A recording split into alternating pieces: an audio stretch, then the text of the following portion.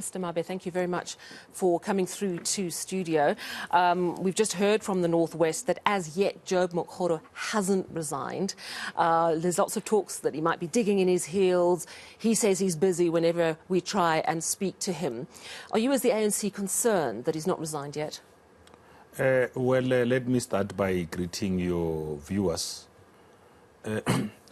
There is a process in the African National Congress that is being undertaken to make sure that the decision originally taken by the IPC of the Northwest and with clear recommendations to the National Working Committee, NEC, and ultimately with officials doing the work that they needed to do, including interviewing those candidates, the 3 candidates that the IPC will have forwarded, is ultimately taken to fruition. So there is a process to make sure that necessary steps are undertaken to implement that kind of a decision. There was a presser yesterday conducted by the province. I know that our own officials are in engagement with the province, including with the incumbent premier at the moment, to make sure that there is a proper transition as it relates to implementing that decision. So is it a concern for you that he hasn't, because from what Supra Mahumapelo was explaining, he has to resign to the Speaker, that's the process. Is it a concern that you haven't received notice yet that he's done that? Well, all of these are really internal matters. They are being attended to.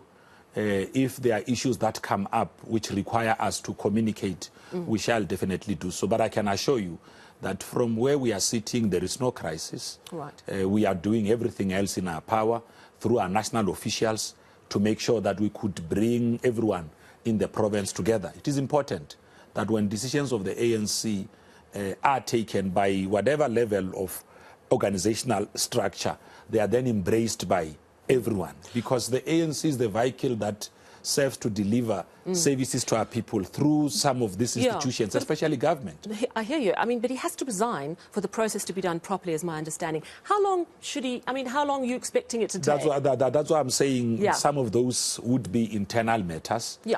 And as soon as those dealing with those issues internally are in a position to communicate, we will be able to. But he hasn't resigned as yet, are we correct? Well, there are matters that there are issues of organization that are being handled.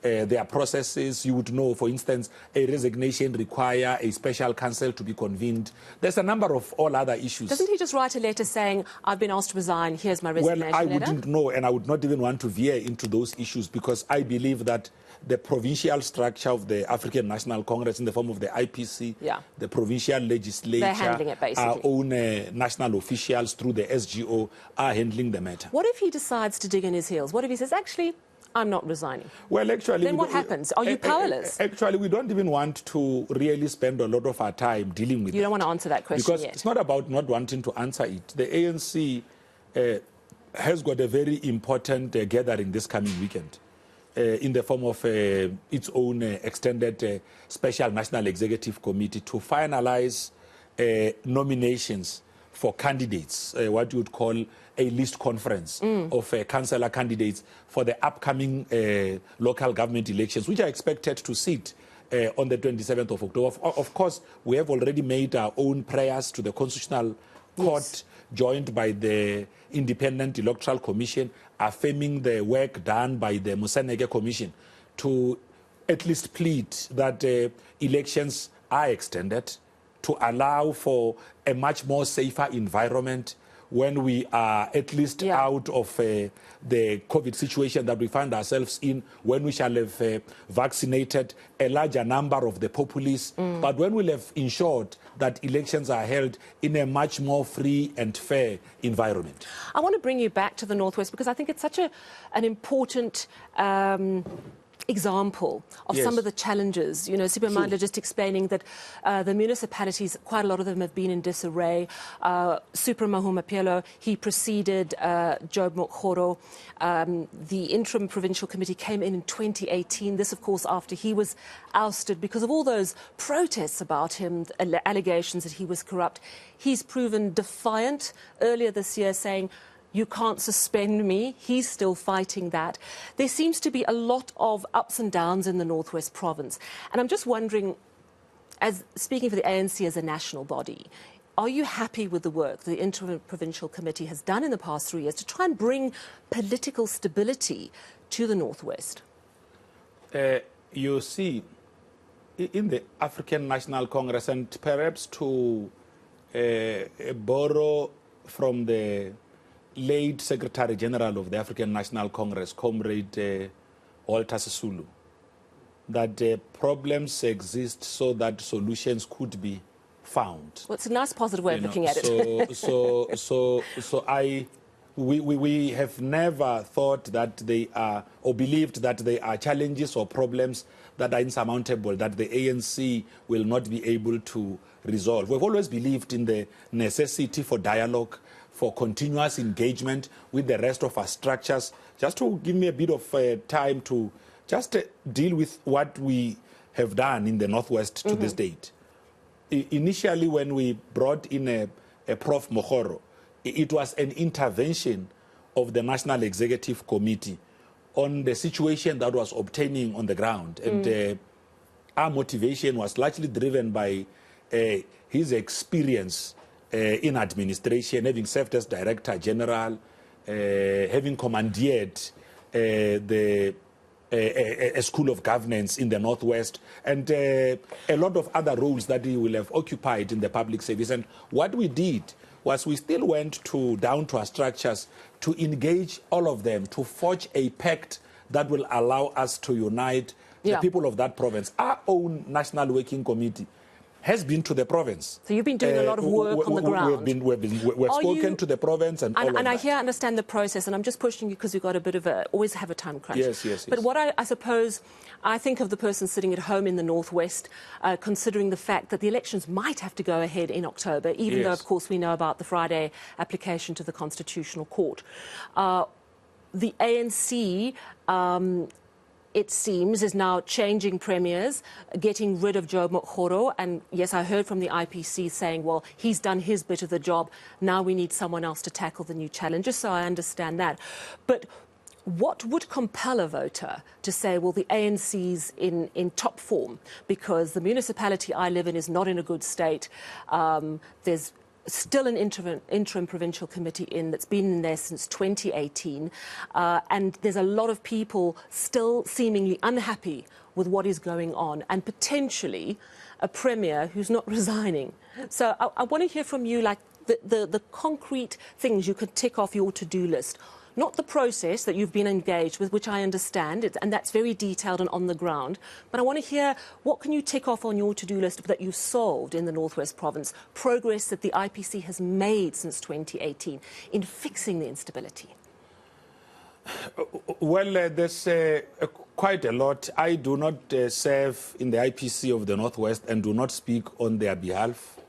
But you speak for the ANC. I speak for the African National Congress National Executive Committee. From the reports that we will have received from them through our own NEC, it suggests that a lot of work is happening on the ground. They've already, been engaging with the nomination of councillors there. Yeah. Actually, they've got a much higher percentage. We will be able to see what kind of numbers they will have achieved in terms of the many wards that the ANC is expected to reach. But I can tell you now that they are doing lots of work. They've been undertaking nomination of councillors at a level of BGMs, even through community meetings. And most of those have been going on unhindered. The kind of submission that the IPC will have made as it relates to changes that they want to make in the provincial executive at a level of government will have been guided by their own review, really. It is not a review done by the NEC. The NEC doesn't go out to review when the NEC was intervening in the Northwest, it was only because it was dealing with a different kind of a situation. The PEC had been disbanded. The National Executive Committee had arrived at a certain determination, which effectively led to the recall of the Premier. We needed to then bring a person who will be able to contribute to the kind of stability that was needed during that period. So over the 4-year period, work has been done to make sure that we could be able to bring all of the forces together. But the only reason why, amongst the reasons why they would not have gone to their own provincial conference, and which is a challenge that would have brought up through the NEC, would have been because of the pandemic. Many of our structures have not been able to convene their regional and provincial conferences because of limits as it relates to numbers of people that could be able to gather.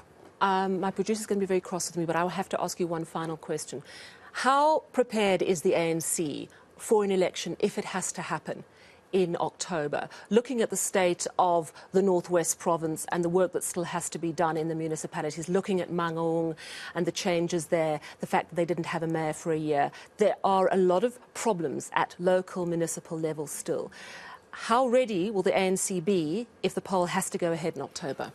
Well, we are alive to the challenges that are obtaining on the ground. The fact that we are having an extended NEC this weekend to finalize the councillor nomination process, this is only because we want to make sure that we could be able to also meet the cut-off date of Monday. I mean, the IEC has got its own cut-off date of submissions of candidates, which is this coming Monday. We've got to make sure that we meet that deadline. Even if we had put our application supporting the recommendations of the Judge Moseneke Commission, we are still moving on as though elections are sitting on the 27th. We are not sitting on our laurels and believing that elections are going to be postponed. No, we are continuing with our own nominations. We have already conducted when our former Deputy President, in his capacity as the chairperson of the Electoral Commission, Comrade Kgalema Motlanthe, addressed the media together with our Deputy Secretary General, Comrade Jesse Duarte. They did allude to the fact that over 3,000 wards at that time had already concluded their BGMs. And I can tell you the number is even much higher. What you're going to be doing actually this weekend is going to be reordering. Want to make sure that you have achieved your own 50-50 requirement, because 50-50 is a policy in the African National Congress, to make sure that you have got your candidates on the proportional councillor list, even on your ward candidate lists. So we are going on as though elections are proceeding on the 27th. But we have made a plea that for the sake of saving lives and protecting South Africans and making sure that we could be able to achieve the kind of immunity that we want amongst the populace, it could be right, perhaps, to consider an extension. Also, you would remember that at that voter registration weekend, there was quite a lot of disruption, some occasioned by the different waves of COVID-19.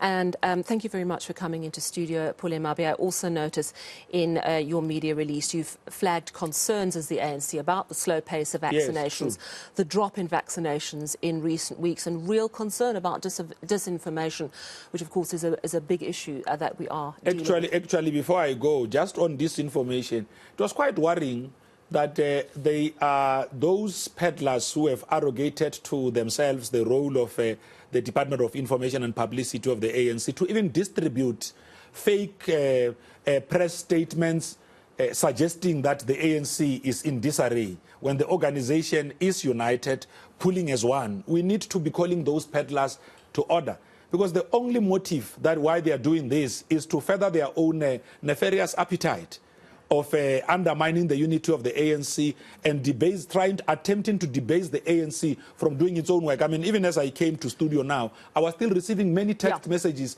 from people asking me if I'm aware of the statements that is doing round and if the DIP, which I lead in the ANC, has authored that statement. We have not authored that kind of a statement.